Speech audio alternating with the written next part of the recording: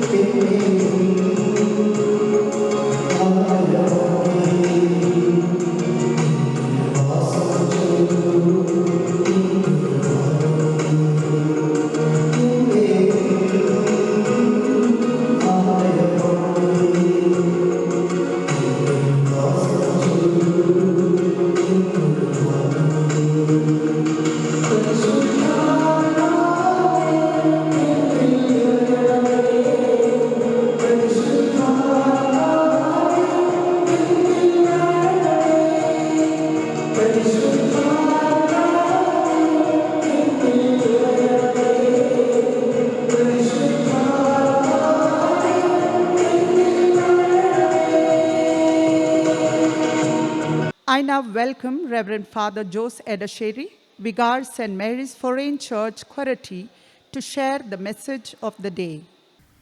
ഈശോമിശിഹായ്ക്ക് സ്തുതിയായിരിക്കട്ടെ. മുരിങ്ങോൾ little flower public സ്കൂളിലെ എല്ലാ വിദ്യാർത്ഥികൾക്കും മാനേജ്മെൻറ്റിനും അധ്യാപകർക്കും വിശുദ്ധ കൊച്ചുത്രേസ്യയുടെ തിരുനാളിൻ്റെ മംഗളങ്ങൾ പൂർവ്വം നേരുകയാണ്. വിശുദ്ധ കൊച്ചുത്രേസ്യയുടെ കുടുംബം ഒരു അത്ഭുത കുടുംബം എന്ന് തന്നെ നമുക്ക് പറയാൻ സാധിക്കും. 5 പെൺമക്കൾക്ക് ജന്മം നൽകിയ മരിയ ലൂയി മാർട്ടിൻ ദമ്പതികൾക്ക് വിശുദ്ധിയുടെ ഉന്നത പദവിയിലേക്ക് ഉയരാനുള്ള ഭാഗ്യം തിരുസഭ നൽകുകയുണ്ടായി. അവരിന്ന് അൾത്താരയിൽ വണങ്ങപ്പെടുന്നു. കൊച്ചുത്രേസ്യ വളരെ മുമ്പേ തന്നെ വിശുദ്ധയും വേദപാരംഗതയുമായിട്ട് പ്രഖ്യാപിക്കപ്പെട്ടു. മറ്റ് സഹോദരിമാരും നാമകരണ പാതയിൽ തന്നെയാണെന്നുള്ളത് നമ്മെ അത്ഭുതപ്പെടുത്തുന്ന ഒരു കാര്യമാണ്. വിശ്വാസം ജീവിതത്തിൻ്റെ ചൈതന്യമാക്കി മാറ്റിയ ഒരു കുടുംബത്തിൽ നിന്നാണ് ഉണ്ണീശോയുടെ കൊച്ചുത്രേസ്യ എന്ന് വിളിക്കപ്പെടാൻ എപ്പോഴും ആഗ്രഹിച്ച കൊച്ചുത്രേസ്യ പിറന്നത്. കൊച്ചുത്രേസ്യയ്ക്ക് സഹോദരിമാരുടെ എല്ലാം പരിലാളനം ഏറ്റവും ഇളയ കുട്ടി എന്ന നിലയ്ക്ക് ലഭിച്ചു. എന്നാൽ അവരിൽ 3 പേർ കർമ്മലീത്ത സഭയിലേക്ക് ചേർന്നു. ലയോണി മാത്രം വിസിറ്റേഷൻ സഭയിലും അംഗമായി തീർന്നു. കൊച്ചുത്രേസ്യ അതിനു പിന്നാലെ കർമ്മലീത്ത സഭയിൽ അംഗമായി ചേർന്നു എന്ന് നമ്മൾക്കറിയാം. 10 വയസ്സ് മുതൽ കൊച്ചുത്രേസ്യ രോഗബാധിതയായിരുന്നു. ഇന്ന് കൃത്യമായ ചികിത്സയുള്ള ക്ഷയരോഗമാണ് കൊച്ചുത്രേസ്യയെ ചെറുപ്പത്തിൽ തന്നെ ബാധിച്ചത്. ആ രോഗത്തെ അതിജീവിച്ചുകൊണ്ട് ഈശോയോടുള്ള സ്നേഹം പൂർണ്ണമായും പ്രകടിപ്പിച്ച് തനിക്കുണ്ടാകുന്ന ഓരോ സഹനവും ആത്മാക്കളുടെ രക്ഷയ്ക്ക് വേണ്ടി സമർപ്പിച്ചുകൊണ്ട് ജീവിക്കുവാൻ കൊച്ചുത്രേസ്യയ്ക്ക് എങ്ങനെയോ ചെറുപ്പം മുതലേ നല്ല പരിശീലനം കിട്ടി. കൊച്ചുത്രേസ്യയുടെ ചേച്ചി സെലിൻ കൊച്ചുത്രേസ്യയുടെ ജീവിതത്തെ വളരെ സ്വാധീനിച്ചിട്ടുണ്ട്. അവർ തമ്മിലുള്ള കത്തിടപാടുകൾ എപ്പോഴും വളരെയധികം മാതൃകാപരമായിരുന്നു. അതിൽ പലതും പ്രസിദ്ധീകരിക്കപ്പെട്ടിട്ടുണ്ട്. ചേച്ചി സെലിൻ തന്നെ കൊച്ചുത്രേസ്യയുടെ വിശുദ്ധ ജീവിതത്തെക്കുറിച്ച് അത്ഭുതപ്പെട്ടിട്ടുണ്ട്. 15 വയസ്സായപ്പോഴേക്കും മഠത്തിൽ ചേരാനുള്ള ആഗ്രഹം അവൾ പ്രകടിപ്പിച്ചു. പക്ഷെ അപ്രായത്തിൽ മഠത്തിൽ ചേരുക നിയമപരമായിട്ട് സാധ്യമല്ലാതിരുന്നുകൊണ്ട് ലയോ പാപ്പയുടെ അടുക്കൽ നേരിട്ട് പോയി ആവശ്യം ഉന്നയിച്ചു. പാപ്പ വളരെ വിചിത്രമായൊരു മറുപടിയാണ് നൽകിയത്. നിനക്ക് അർഹതയുണ്ടെങ്കിൽ തീർച്ചയായിട്ടും നിനക്ക് മഠത്തിൽ നീ സ്വീകരിക്കപ്പെടും എന്ന് പറഞ്ഞു. പക്ഷെ പിന്നാലെ കൊച്ചുത്രേസ്യയെ മഠത്തിൽ സ്വീകരിച്ചു. 24 വയസ്സുവരെ മാത്രം 4 ചുവരുകൾക്കിടയിൽ ജീവിച്ച ഈ കൊച്ചു കന്യാസ്ത്രീ ലോകത്തിൽ ഇന്ന് സഭയുടെ വേദപാരംഗതയായിട്ട് പ്രഖ്യാപിക്കപ്പെട്ടിരിക്കുന്നു. സാർവത്രിക സഭയുടെ പ്രേഷിതത്വത്തിൻ്റെ മധ്യസ്ഥയായിട്ടും പ്രഖ്യാപിക്കപ്പെട്ടിരിക്കുന്നു. അങ്ങനെ എല്ലാവരും സ്നേഹിക്കുകയും ആദരിക്കുകയും ബഹുമാനിക്കുകയും ചെയ്യുന്ന വിശുദ്ധയാണ്. നമ്മുടെ കുഞ്ഞുങ്ങൾക്ക് അടുത്ത് അനുകരിക്കാൻ പറ്റിയ ഒരു വ്യക്തിയാണ് കൊച്ചുത്രേസ്യ. ഒരു കൊച്ചു സംഭവം മാത്രം പറഞ്ഞുകൊണ്ട് ഞാൻ അവസാനിപ്പിക്കാൻ ആഗ്രഹിക്കുകയാണ്. തന്നെക്കുറിച്ചും താനും ഈശോയുമായിട്ടുള്ള ബന്ധത്തെക്കുറിച്ചും കൊച്ചുത്രേസ്യ എപ്പോഴും പറയുന്നത് കുട്ടികൾ കളിക്കുന്ന പന്തും ആ കുട്ടിയുമായിട്ടുള്ള ബന്ധത്തോട് ഉപമിച്ചുകൊണ്ടാണ്. നമ്മൾക്കറിയാം, സന്തോഷം വരുമ്പോൾ കുട്ടികൾ പന്ത് കളിക്കും, അത് വലിച്ചെറിയും. ഒരു നിമിഷത്തിൽ ഈ പന്ത് ദൂരേക്ക് എവിടെയെങ്കിലും പോയി കഴിയുമ്പോൾ ആ പന്ത് ഉപേക്ഷിച്ചുകൊണ്ട് കൊച്ചുത്രേസ്യ അല്ലെങ്കിൽ ഈ കുട്ടി മാറിപ്പോകുന്നു. കൊച്ചുത്രേസ്യ തന്നെക്കുറിച്ച് പറയുകയാണ്, ഇതുപോലെ വിസ്മരിക്കപ്പെട്ട പന്ത് പോലെ ഞാൻ ആയിത്തീർന്നിട്ടുള്ള സമയങ്ങളുണ്ട്. അപ്പോഴും എനിക്ക് വിഷമമില്ല. കാരണം എന്നെ എറിഞ്ഞത് ഈശോയാണ്.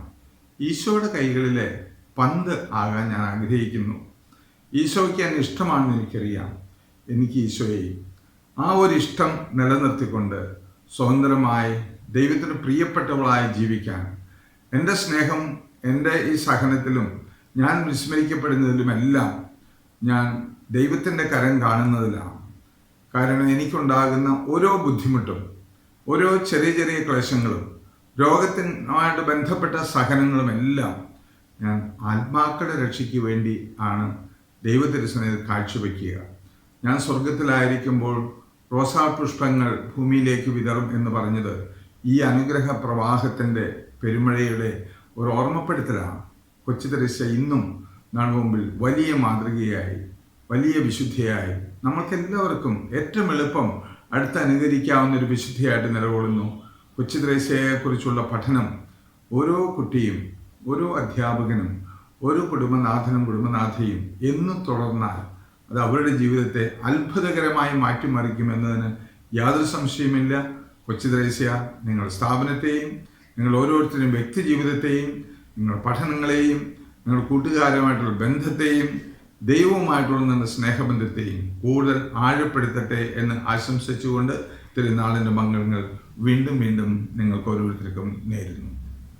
Thank you, Father, for giving us a good insight of what hard work means and for the enlightening message. It is worthy to seek the intercession of Saint Therese of Lisieux, the patron saint of our school, on the eve of the feast day. For Saint Therese says, "For me, prayer is a surge of the heart. It is a simple look turned towards heaven. It is a cry of recognition and of love, embracing both trial and joy." So, dear children, let's humbly seek her intercession to spend our heaven doing good on earth. ഉണ്ണീശോയുടെ വിശുദ്ധ കൊച്ചു തെരേസ്യയെ അഗാധമായ സ്നേഹത്താലും നിഷ്കളങ്കതയാലും സ്വർഗീയമായ ആത്മാർത്ഥതയാലും വിശുദ്ധയുടെ ഈ ലോക ജീവിതം ഉത്കൃഷ്ടമായിരുന്നല്ലോ. നിന്റെ നന്മകളെ പ്രസാദിച്ച ദൈവം നിന്റെ വിശുദ്ധിയുടെ കിരീടമണിയിക്കുകയും നിന്റെ നിഷ്കളങ്കതയുടെ മാതൃകയായി ഞങ്ങൾക്ക് നൽകുകയും ചെയ്തിരിക്കുന്നു. എന്റെ സ്വർഗീയ ജീവിതം ഭൂമിയിൽ നന്മ ചെയ്യുന്നവർക്കായി ഞാൻ നിയോഗിക്കും. കാലത്തിന്റെ അവസാനം വരെ ആ ജോലിയിൽ നിന്ന് വിരമിക്കുകയില്ല എന്നതിൻ്റെ വാഗ്ദാനം അനുസരിച്ച് ഞങ്ങളുടെ പ്രത്യേകമായ ഈ ആവശ്യം ഒരു നിമിഷം എല്ലാവരും കണ്ണുകളടച്ച് നമ്മുടേതായ നിയോഗങ്ങൾ തമ്പുരാന്റെ മുമ്പിൽ സമർപ്പിക്കുക.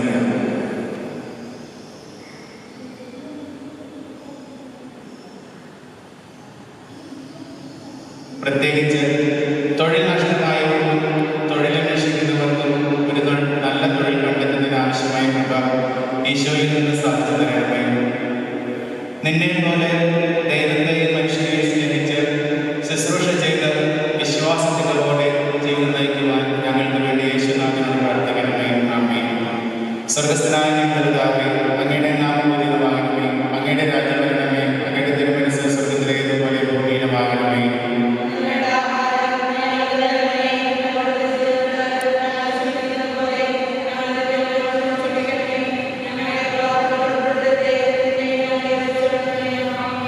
നന്മ നിറഞ്ഞ കർത്താവ് അങ്ങയുടെ കൂടെ സ്ത്രീകളിൽ അങ്ങ് അനുഗ്രഹിക്കപ്പെട്ടവളാകുന്നു.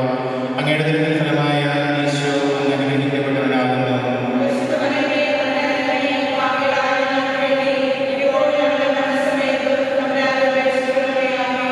പിതാവിനും പരിശുദ്ധാത്മാവിനും സ്തുതി.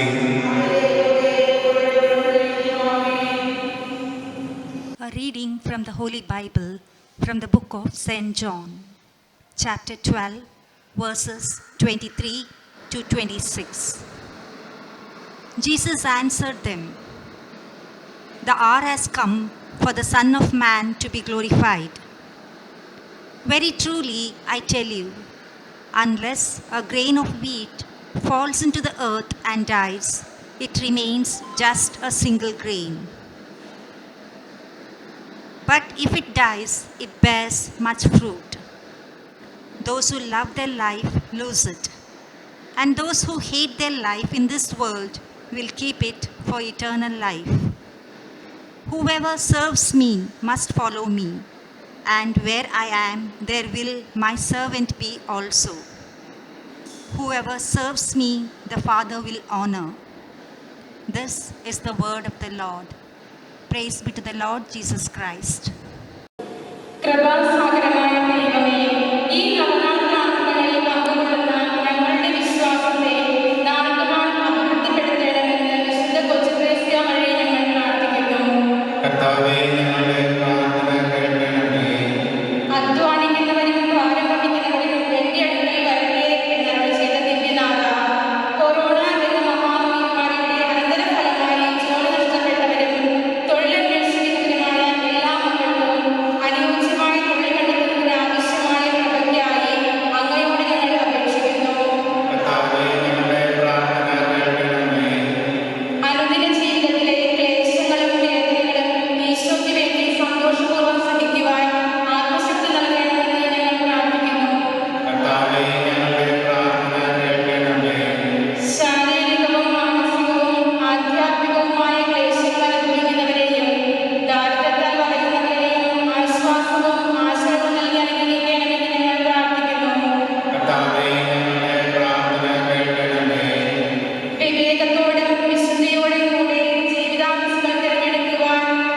വത്സരങ്ങളെ അനുഗ്രഹിക്കണമെന്നും അവർ ജ്ഞാനത്തിലും പ്രായത്തിലും ദൈവത്തിന്റെയും മനുഷ്യരുടെയും പ്രസാദത്തിൽ വളർന്നു വരുവാൻ ഇടവരുത്തിയേക്കണമെന്ന് ഞങ്ങൾ പ്രാർത്ഥിക്കുന്നു.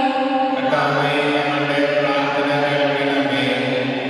അധ്യയന വർഷത്തിൽ അഭിമുഖീകരിക്കുന്ന വിദ്യാർത്ഥികൾ നന്നായി പഠിക്കുന്നതിനും ജീവിത വിജയം നേടുന്നതിനും അനുഗ്രഹമരുളണമെന്ന് ഞങ്ങൾ പ്രാർത്ഥിക്കുന്നു. കർത്താവേ, ഞങ്ങളുടെ പ്രാർത്ഥന കേൾക്കണമേ. പ്രാർത്ഥിക്കാം. ഞങ്ങളുടെ